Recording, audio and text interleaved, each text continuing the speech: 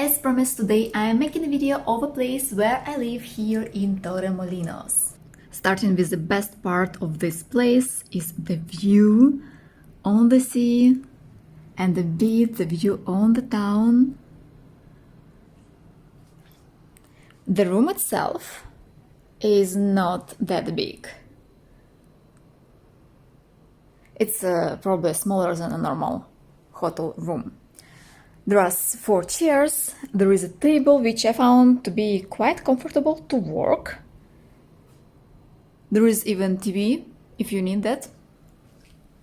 A lot of storage. I don't even have enough things to put in all the storage. A kitchen with a very modern coffee machine. I've been using it for a month and I liked it. Then we have a lot of kitchenware, all the stuff you can use.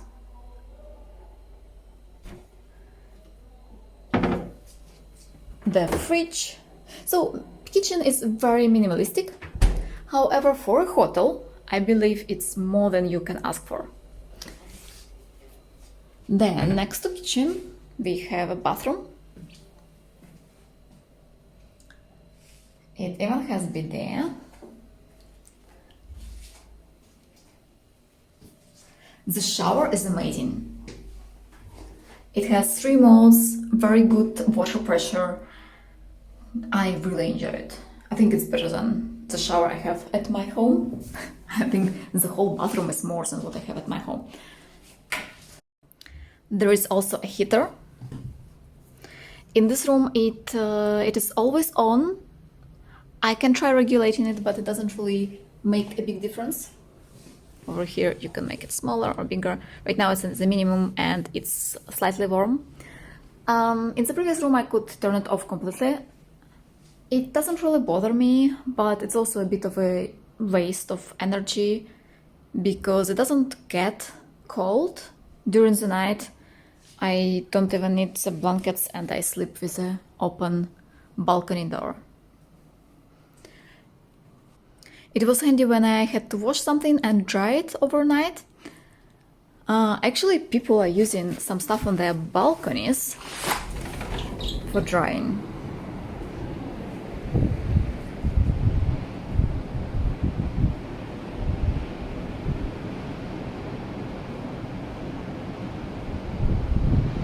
Like attached at the corner.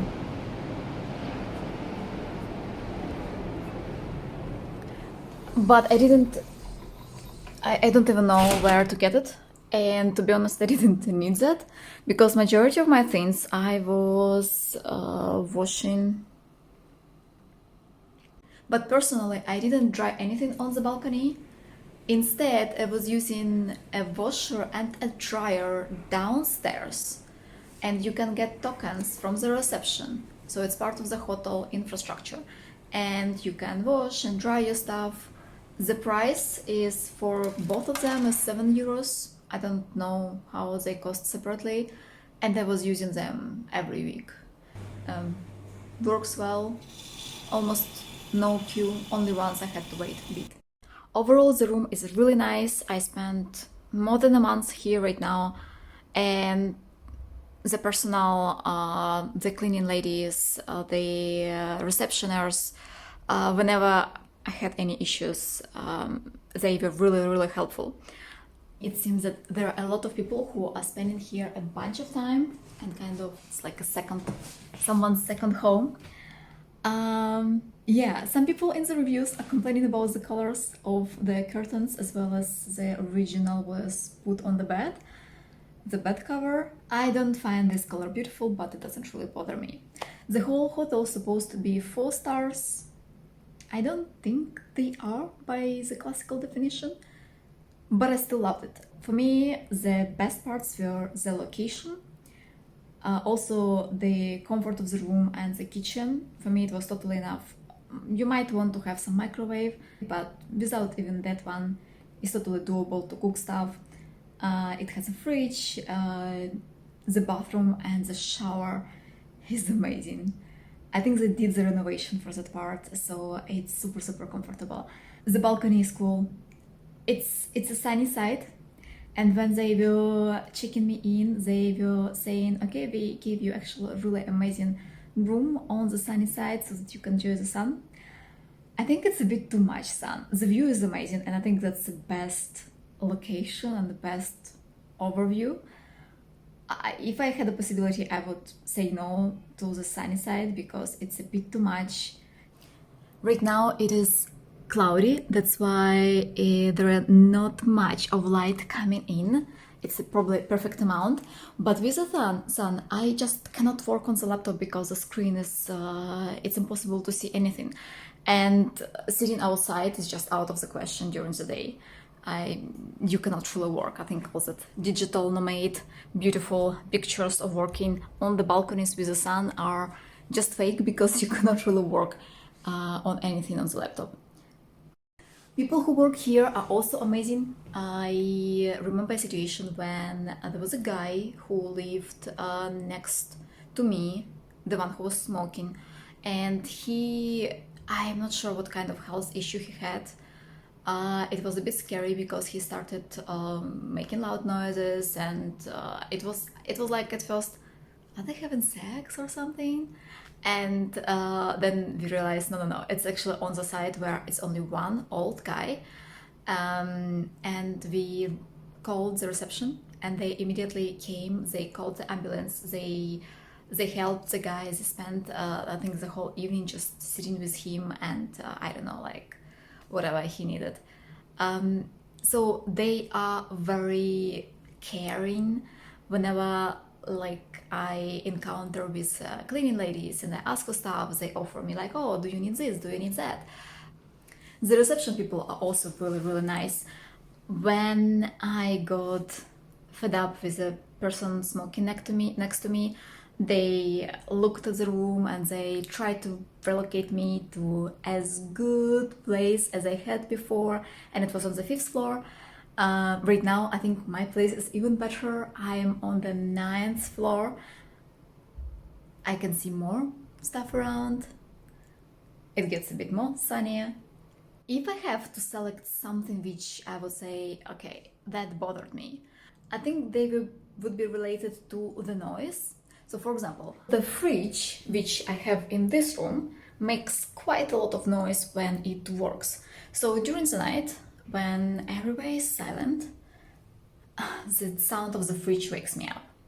Also, on the windy days, this ventilation part, which you can have when you are cooking, this is 9th floor, and it's probably connected to the roof over here, and when the wind is very strong, it makes some really weird sounds. It's also quite spooky during the night. But the most spookiest situation I had with this green light, which after googling I realized it is designed for emergency situations when you need to leave the building and there is no light. Then this green light should help you out. It doesn't stay all the time green. Sometimes it turns into full bright light, which is brighter than those two neighboring normal lights. And this happens totally randomly, sometimes during the night. Twice in my previous room, during the night, the light went up around midnight or 1 a.m. when I was sleeping. And it's kind of very spooky when you wake up and something is on and you're like, oh my god, is it someone entering the room? Or is it a ghost? Or what the hell is happening? And I also have a very funny memory of fire, which started in a room when I was traveling somewhere in Bulgaria. So I think my brain is a bit wired for this kind of weird stuff happening during the night in your room. So it was a bit spooky. It doesn't happen every night. It happened 2 times during the night, 1 time during the day when I saw it, but it's kind of weird. But when it comes to fire precautions, there is this sensor, and I must say it works because I tried. I was cooking and I was frying some stuff.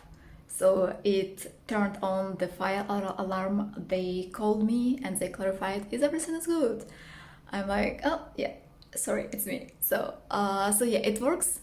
I think it's quite sensitive, and the location next to the kitchen is not the best location for it.